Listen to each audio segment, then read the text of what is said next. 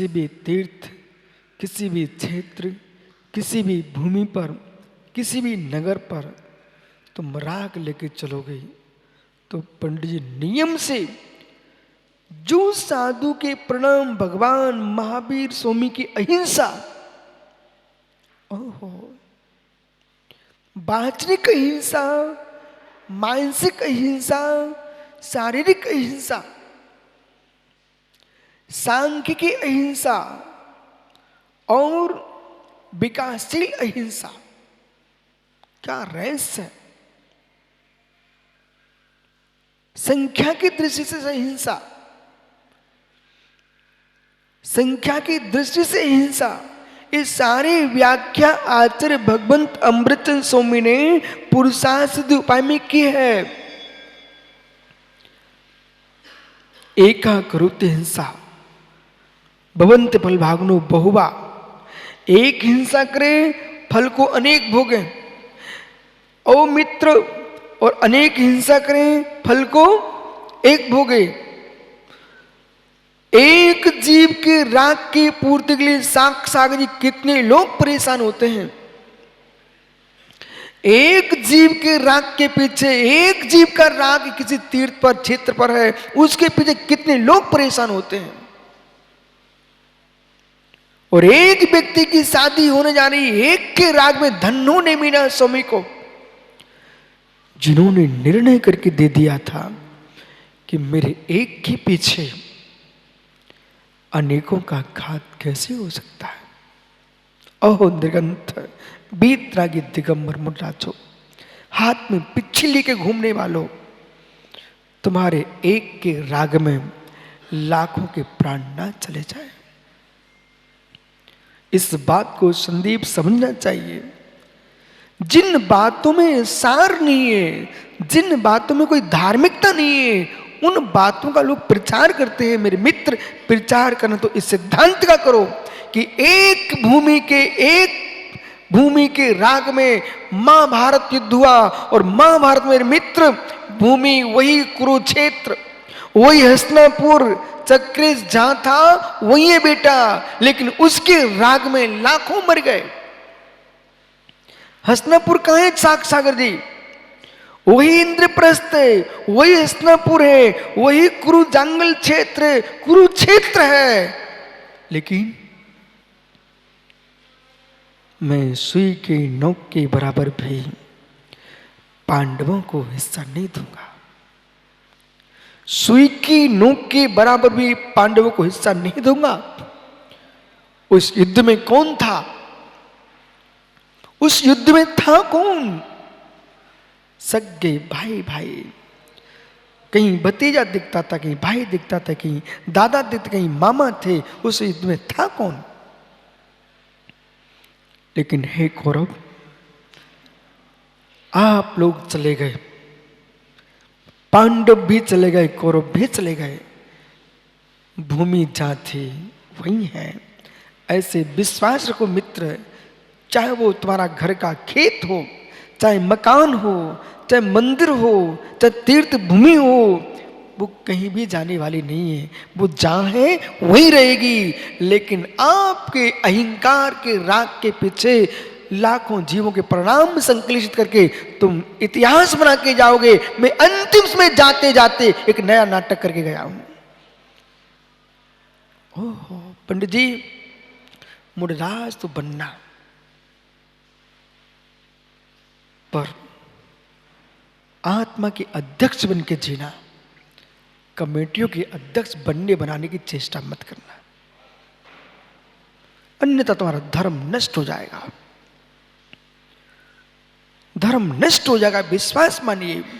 जिन बेचारे अज्ञानियों को स्वाध्याय का ज्ञान नहीं है, तत्व का बोध नहीं है, आगम पर आंख कभी जाती नहीं है, ईंट चूने में 24 घंटे आंख लगी है, उन्हें अहिंसा से प्रयोजन कहां दिखाई देता है? अहिंसा तो वहां दिखेगी जो जिनवाणी का स्वाध्याय कर रहा होगा, करुणा वहां दिखेगी जो आगम को पढ़ रहा होगा, दया वहां दिखेगी जिसके मस्तिष्क में परपंच नहीं होगा, जहां अधिकार का भाव नहीं होगा, वहां करुणा बरसेगी। हो। भैया किस ओर पहाड़े? अनिल कहाँ है? ये भाई तभी तक आपको दिख रहा है जब तक इसके हिस्से पर तुम्हारे हिस्सा भाव नहीं गए। भैया सग्गा भाई, एक मां के पेट में रहे हो, एक ही पिता ने तुम दोनों को अंगुली पकड़े चलना सिखाया है। ये भाई तभी तक दिखाएगा तुम्हारा, ये भाई तभी तक दिखेगा जब तक बेटे के राग में भाई की संपत्ति पर राग नहीं आया, तब तक भाई भाई बना रहेगा।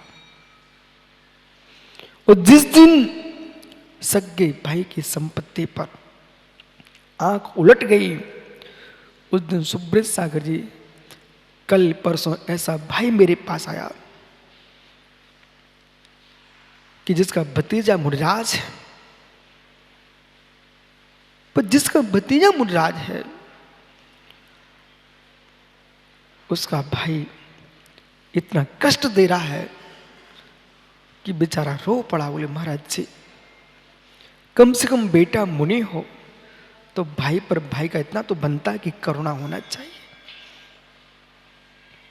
अहो त्यागी वृंदो, या तो साधु बनो मत, त्यागी बनो मत, ब्रह्मचारी ब्रह्मचारी बनो मत। बन गए हो तो अपनी मुद्रा में अपने भेष की लाज रखो। राजनीति करने के लिए त्यागी बन करके त्यागियों की नाक मत कटाओ। मोक्ष मार्ग पर चले हो तो जिस मार्ग पर चले हो उसी की दृष्टि होना चाहिए। जिन श्री राम ने राम रावण के युद्ध के काल में, अनेक युद्ध अन्य युद्धों के काल में खूब धनुष बाण छोड़े, पर जिस दिन साधु बन गए थे उस दिन मेरे मित्र बेही श्री राम इन हाथों को नीचे लटकाए हुए ध्यान में खड़े रहे, फिर किसी पर आंख उठा के नहीं देखे। अनिल, बड़े भैया से इतना तुम समय समय पर बोलते रहना कि भैया मां मेरी जा चुकी है, पिताजी का हाथ चला गया है, आप भी मेरे सब कुछ हो। इतना करना जब मुझे माता पिता की याद आए तो आप मुझे अपने बचपन से लगाते रहना। संपत्ति काम में नहीं आएगी लेकिन प्रेम बना रहे।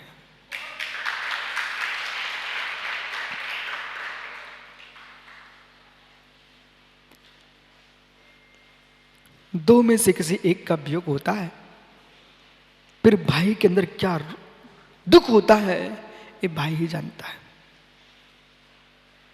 इसलिए ज्ञानियों, जिन सिद्धांत को जानते हो, जिन आगम को समझते हो, तो प्रेम और वात्सल्य की वृद्धि हो, ऐसा उपदेश करो जैसा सभा में उपदेश है वैसे ही अगले कक्ष में बिठा कर लोगों को वही सिखाओ। कक्ष में ऐसी प्रतिज्ञा मत दिलाओ कि मित्र मेरी इच्छा की पूर्ति करो, लाखों मरे तो मर जाने दो। ऐसा भाव किसी त्यागी के मस्तिष्क में आ गया, उसके रौद्र ध्यान हो गया। और जहां रौद्र ध्यान हुआ है वहां कुमरण हो जाएगा, कुमरण हो जाएगा। इसलिए ज्ञानियों, अपने जीवन में कभी भी सेठी जी पिछी कमंडल लेने के परिणाम हो तो सबसे पहले ये विकल्प छोड़ देना कि मैं झारखंड कमेटी कि मैं बिहार कमेटी, अब मैं मात्र अपने 8 प्रदेशों में रमण करने वाला दिगंबर मुनि हूं। मैं कमेटियों का मुनि नहीं हूं, मैं दिगंबर जैन समाज का मुनि हूं। किसी भी पक्ष में लक्ष्य जाएगा, आपके भीतर से करुणा विलीन हो जाएगी। सागर जी, यदि आपके अंदर अनंग सागर प्रति भी राग आया है तो विश्वास रखना आपको यशोधर सागर प्रति द्वेष आएगा। ऐसा द्वेष आएगा कि इनके लिए हम कुछ कर रहे हैं, ये बीच में क्यों आ रहे हैं। पर जैन साधु हो तो क्या देखेगा, डसने वाले नांग को भी मैं बचाने की कोशिश करता हूं, पर फिर एक साधु दूसरे साधु को, मेरे मित्र, कष्ट देने की बात कैसे कर सकता है? अब तो सागर जी कुछ नहीं करना, कुछ भी नहीं करना बेटा, मात्र मुझे जैन मुनि के, मुनि भावरु जो प्राण हैं, मात्र उनकी रक्षा करना है। जितनी आगे पीछे दिख रहे हैं, एक कल तुम्हारे, आज तुम्हारे पास है, कल दूसरे के पास होंगे, आप टेंशन मत लेना। लेकिन हमारे परिणाम यदि बिगड़ गए तो मेरे साथ कौन होगा? कोई नहीं होगा, आप विश्वास रखो। मैं बहुत दूर से पढ़ाई कर रहा हूं, सगे सगे भाई भी बेटा पिच्ची हाथ में आने पर उनके भाव बदल जाते हैं। जब सगे भाई साथ में नहीं रह पाएंगे तो फिर दूसरा कैसे रह पाएगा? इस भरोसे मत रहना कि अनंग सागर मेरा साथ देंगे, कि यशोधर साथ देंगे। साथ तुम्हारा कोई दे सकता है तो मात्र निज आत्मा का विश्वास साथ देगा। आज जो गाथा सूत्र है वो इतना गहरा है, कारुसर्ग आवश्यक की व्याख्या प्रारंभ हो रही है। वो कारुसर्ग जो आवश्यक है, धन्य मुनि दशा, धन्य मुनि दशा। सेठ जी, शरीर पर सांप घूम रहे हैं, बिच्छू घूम रहे हैं, चिड़ियों ने कानों में घोंसले बना लिए, एक वर्ष तक ध्यान में तल्लीन रहे, लताएं शरीर पर बेलें चढ़ गई, फिर भी महामुनि बाहुली स्वामी अपने ध्यान से दूर नहीं हुए।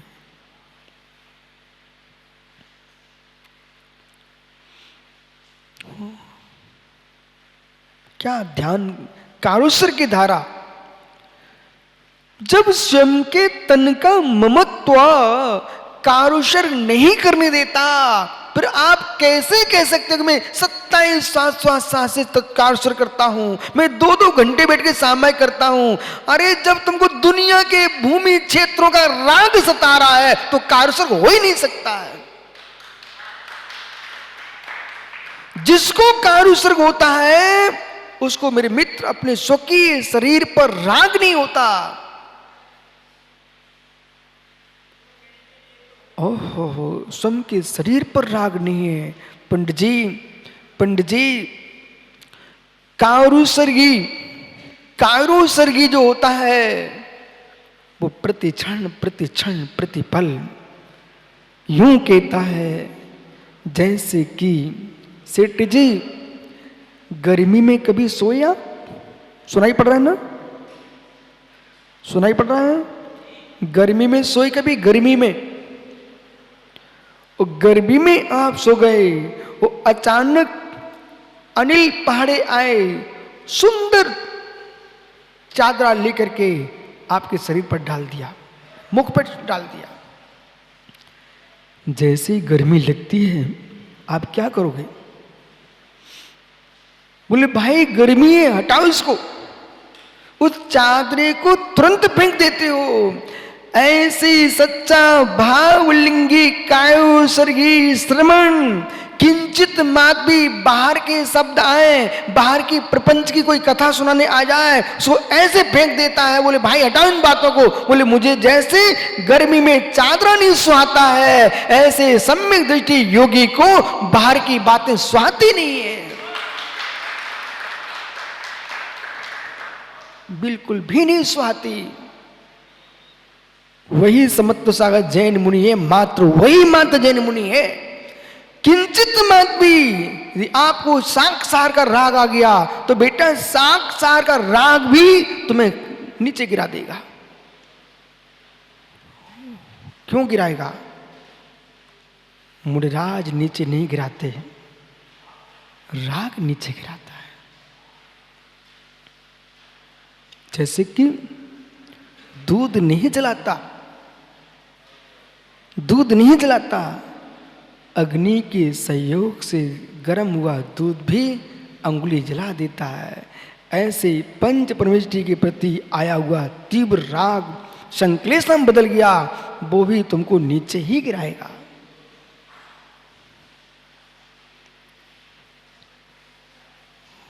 ये भाव कठिन कब है? कठिन साधना, कठिन साधना। अरे जिसे आप चाहते हो,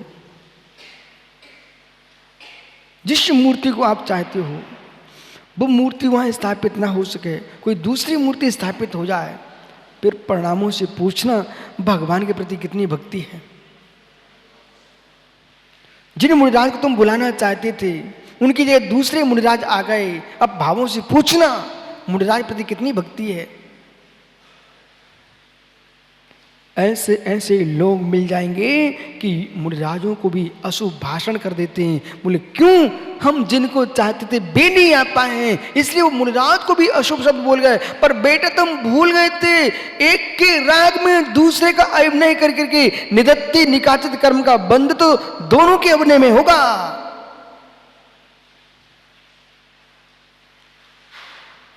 प्रणाम संभालो, प्रणाम संभालो। विराजो। एक साधक थे सुब्रत सागर जी, वो तक क्षण में जैसे पतला तवा रहता ना, तुरंत ही आग बबूला हो जाते थे। तो मैंने क्या देखा, एक दिन पूर्व उनके राग में दूसरे से आग बबूला हुए। दूसरे दिन ऐसी घटना घट गई कि जिनके राग में दूसरे से आग बबूला हुए थे, आज उन्हीं पर आग बबूला हो रहे हो। मैंने कहा बेटा इधर तो आ, इससे तुमको मिल क्या रहा है? दया होना चाहिए, करुणा होना चाहिए, परंतु विवेक नष्ट करके नहीं। मुझे दया आती है, करुणा आती है, भाई इनको कष्ट नहीं होना चाहिए, उनकी रक्षा करो। उनको भी कष्ट नहीं होना चाहिए, उनकी रक्षा करो। लेकिन इतने तुम आग बबूला हो गए कि आप अपनी रक्षा भूल ही गए। स्वयं की रक्षा का भाव तो रखो। कम से कम ये तो देखो विश्वनाथ सागर जी, सामने वाले का सुधार हो ना हो, पर मुझे तो मालूम है कि मैंने बंदर जैसा गुस्सा में चेहरा कर लिया। इतने लोग यहां देख रहे थे, वे तो ये कहेंगे कि महाराज जी कितना गुस्सा कर रहे हैं।